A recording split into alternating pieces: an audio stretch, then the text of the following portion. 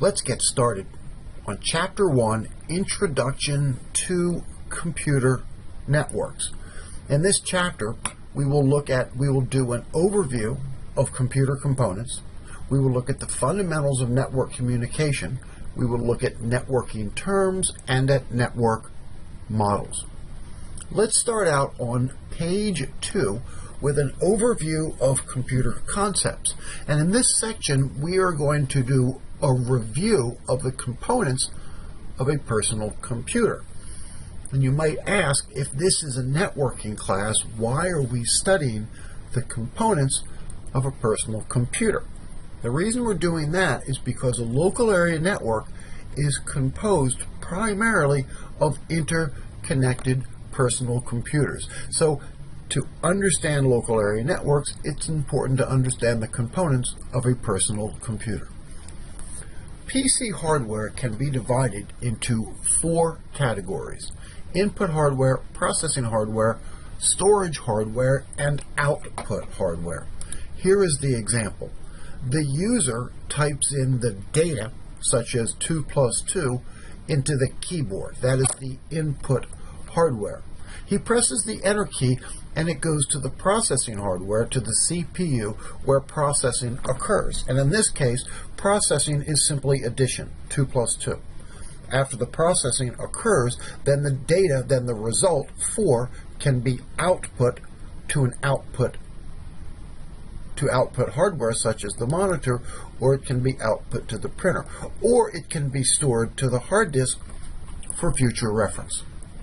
The system unit, sometimes just called the box, contains the most important parts of the microcomputer. It contains the microprocessor. If we take the top off of the system unit and look inside the system unit, we will see the power drive, the hard disk, the DVD drive, and most importantly, the motherboard. The motherboard is a big plastic circuit board that sits flat on the bottom of a microcomputer. And if we look at a motherboard, we will see that the motherboard contains some of the most important parts of a microcomputer, including the microprocessor, RAM, the bus, and the BIOS. Mounted on the motherboard is the processor, RAM, and the bus.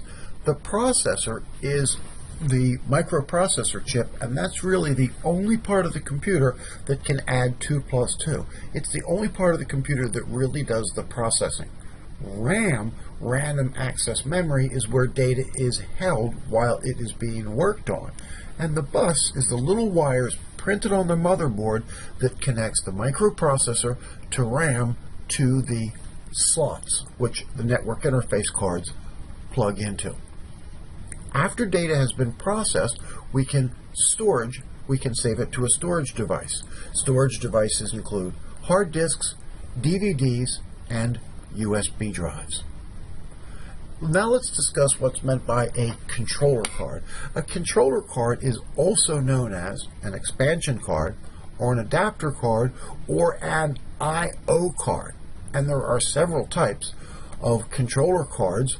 A video card is a very common type of controller card you are probably familiar with.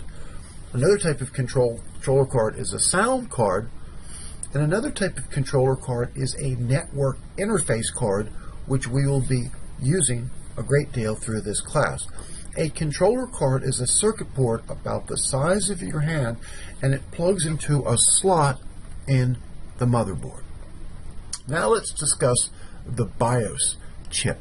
The BIOS chip contains the BIOS, the basic input-output system, which controls the boot process on the computer. To look at the BIOS setup, or to run the BIOS setup on most computers, you turn the computer on and you press F2, or you press delete, or sometimes you press F10 upon boot up, and it brings up the BIOS setup program.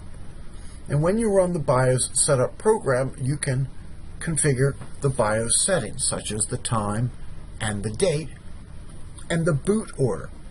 The BIOS controls the time and the date and the boot order, and it is stored in CMOS, which is a portion of RAM, which stands for complementary metal oxide semiconductor, but what it really means is it's a portion of RAM, and it is maintained by a battery.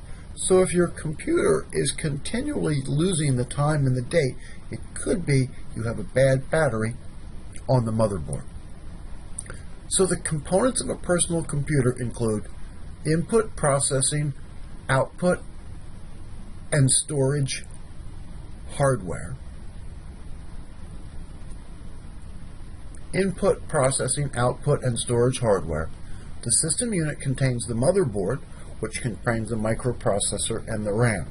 Data can be stored on the hard disk. Common controller cards include video cards and a network interface card, and the BIOS controls the boot order. Now, let's move on to page 14, the fundamentals of network communication. The hardware components of a local area network include client, server, hub or switch, cable, and a network interface card.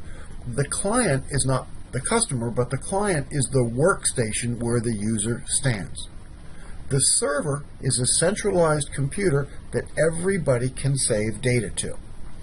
The hub or switch is a junction box that connects all the clients and the servers together.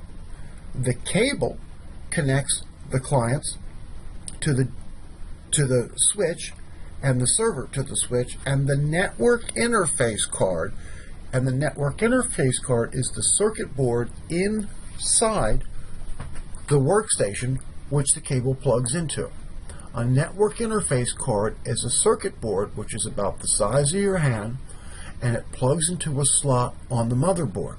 And the purpose of the network interface card is to give the cable something to plug into. If you don't have a network interface card, then you have nothing to plug the cable into. So the main hardware components of a local area network include client or workstation, server, switch, cable and network interface card. Let's now discuss networking software. A local area network has client operating system software and server operating system software. The client operating system software would be something like Windows 7 or Windows 8 or Windows 10. This is the software that runs the workstation. And then the server operating system would be something like Windows 2008 Server or 2012 Server. The server operating system